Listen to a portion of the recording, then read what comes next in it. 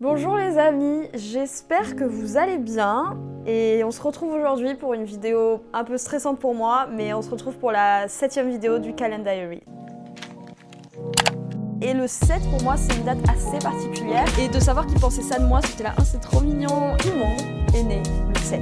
Il m'a quitté le 7 mars, le jour de nos 7 mois. Waouh, je suis désolée, j'ai pas le punch aujourd'hui. Enfin si j'ai du punch, mais comment vous expliquer? J'avais prévu forcément une vidéo pour aujourd'hui puisqu'on est le 7 et qu'on a une vidéo tous les jours à 18 h à peu près jusqu'au 24 décembre, comme vous l'avez compris. Aujourd'hui, c'était censé être une vidéo où je parlais de 7 choses pour lesquelles j'étais reconnaissante dans ma vie. Parce que en fait, c'est donc le 7 aujourd'hui et le 7 pour moi c'est une date assez particulière. C'est pour ça que je voulais faire une vidéo ce jour-là sur un thème Grateful for, sur un thème Love to Love, Peace, en mode tout va bien et tout, sauf que j'ai pas réussi tout simplement à écrire et à composer avec cette vidéo parce que c'est compliqué pour moi le 7 et du coup je me suis dit plutôt que de pas faire de vidéo, parce que c'est ce que j'avais prévu de faire, du coup je m'étais dit tant pis j'en fais pas, parce que j'y arrive pas. Tout simplement je me suis dit pourquoi pas juste m'asseoir et expliquer, parce que j'ai vraiment de plus en plus envie de parler de, pas vraiment du développement personnel, mais c'est dans cette vague-là, c'est-à-dire parler de ce que je ressens à l'intérieur de moi,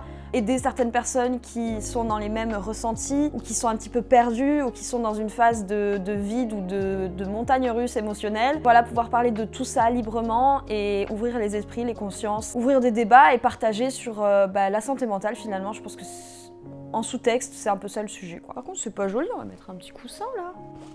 Je nous ai rajouté un petit coussin là, mais eux ils sont tout... Mais Alissa, enfin, soigne tes cadres. Tout simplement, écoutez, on va commencer par le commencement. Je vais vous expliquer pourquoi le 7, pour moi, c'est une date particulière. Je vais pas dire compliquée. En fait, c'est hyper perturbant parce qu'il s'est passé autant de bonnes choses et de belles choses sur un 7 que de mauvaises choses. Vraiment, on a l'impression que je vais vous raconter ma vie. Personne n'a rien demandé, mais je vais quand même raconter ma vie. Si vous voulez, du côté de la famille de mon père, tout le monde est né le 7. Je vous jure que c'est vrai. Mon père est né le 7 août, ma mamie est née le 7 mars. Si je me trompe dans les dates, c'est la honte. Ma tati est née le 7 novembre. J'ai une autre tati qui est née le 7 décembre. C'est aujourd'hui. J'espère que je me trompe pas dans les dates. Elle va regarder cette vidéo, je suis désolée. Ma cousine est née le 27. Ma tati a habité dans un appartement qui était au numéro 7. Enfin voilà, vous avez compris, du côté de ma famille de mon père, c'est un truc de ouf, le numéro 7. Et moi qui suis de la famille de mon père, puisque c'est mon père. Il y a aussi beaucoup de chiffres 7 dans ma vie. Par exemple, j'étais en seconde 7. J'ai été conçue... Pardon papa et maman de raconter ça, mais j'ai été conçue le 7 août, donc le jour de l'anniversaire de mon père. Donc c'est plutôt une chose grave positive, puisque du coup je suis là aujourd'hui pour vous parler. Il y a beaucoup de choses au chiffre 7 dans ma vie, surtout une chose dont j'ai déjà parlé sur cette chaîne YouTube, ma relation avec Pablo. Je suis sortie avec Pablo le 7 août 2018, heureusement que c'est pas 2017, mais 2018, donc le jour de ma conception. Et le jour de l'anniversaire de mon père. Du coup, c'était assez rigolo d'avoir l'anniversaire de mon père et ça en même temps. Enfin, c'était vraiment un jour sain, quoi, limite, genre jour férié pour moi, quoi.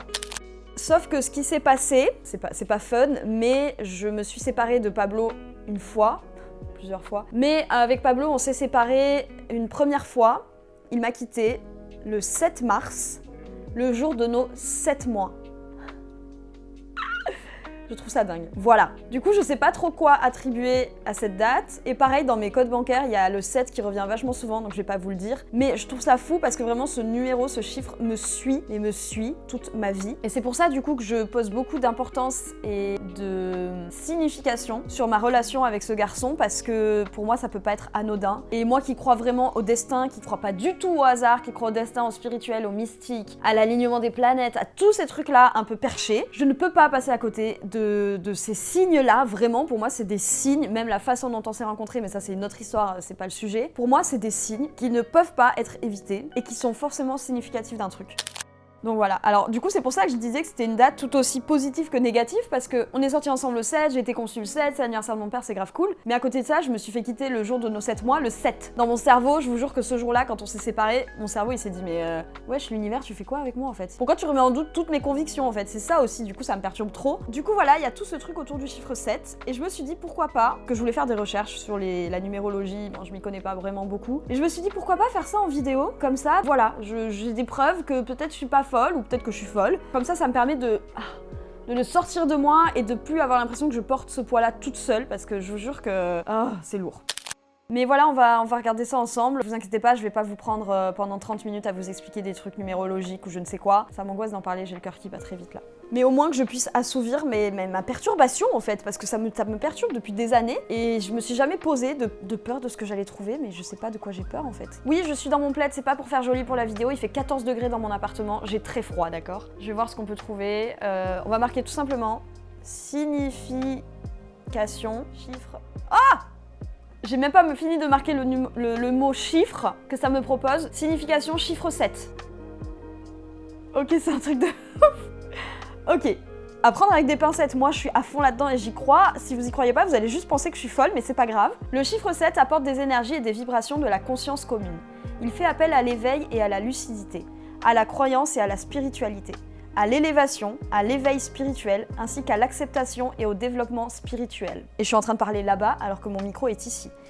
C'est pas pro, mais je vais prendre le micro comme ça parce que sinon je sais pas où le mettre. Ce chiffre veut donc vous dire que vous devrez développer votre spiritualité et inciter vos semblables à faire la même chose. Vous êtes conviés à adopter une pratique se basant sur la spiritualité, un métier ou un service basé sur le cœur, des activités que vous aimez et qui vous passionnent.